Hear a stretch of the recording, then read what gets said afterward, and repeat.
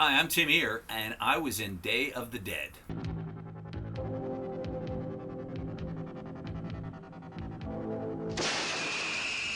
George A. Romero's Day of the Dead. So, the way this started out was I was in college at Duquesne University in Pittsburgh, which is the home of George Romero and Tom Savini and everything zombie that started with this Night of the Living Dead in 1968, black and white movie.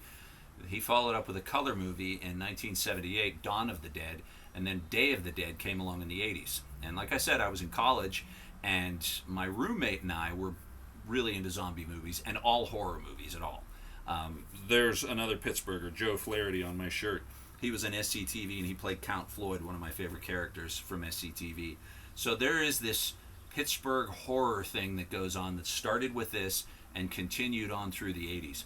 So there we were at college, and my college roommate, Brett Hudak's girlfriend, Tracy Johns, saw a flyer that was on a telephone pole, and it said extras needed in Day of the Dead. And we immediately said, we are there. So we went, it's about an hour outside of Pittsburgh. There was a limestone mine where they were shooting that day. And it was a one-day shoot. They said, come prepared, and the only thing you need is to be ready to be a zombie. So we go, we're with hundreds and hundreds of people.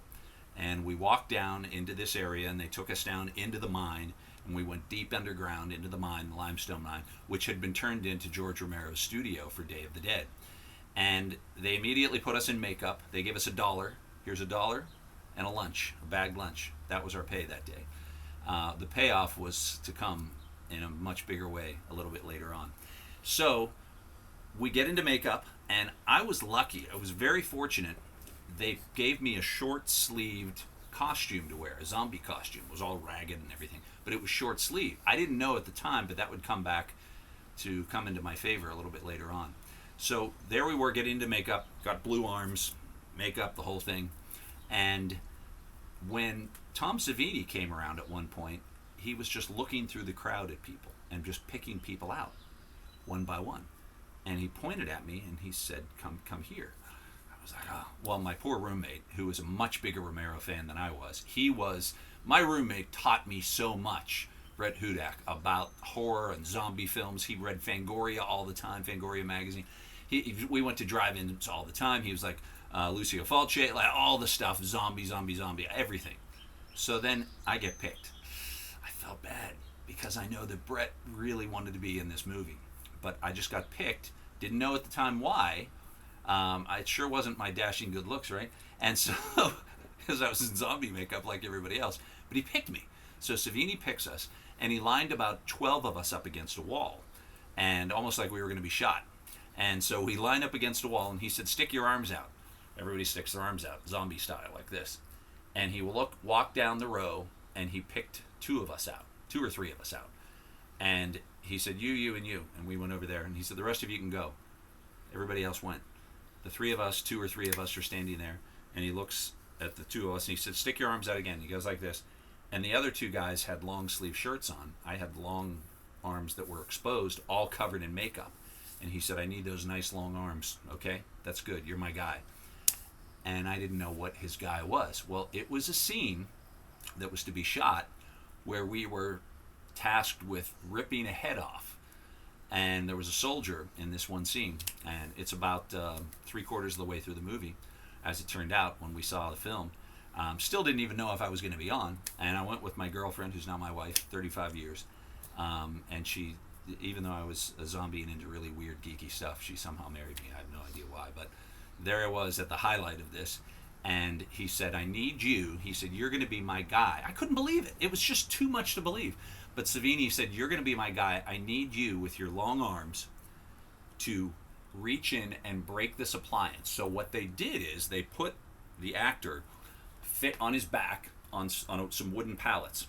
And the scene was that led up to that they shot later. It was all out of sequence. The scene was he was trying to get away from the horde. The horde had gotten loose, the zombie horde. If you know about zombie lore, you stay away from the horde.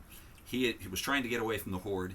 He ended up being surrounded. He fell on his back on these wooden pallets, and that's where they're like, okay, cut.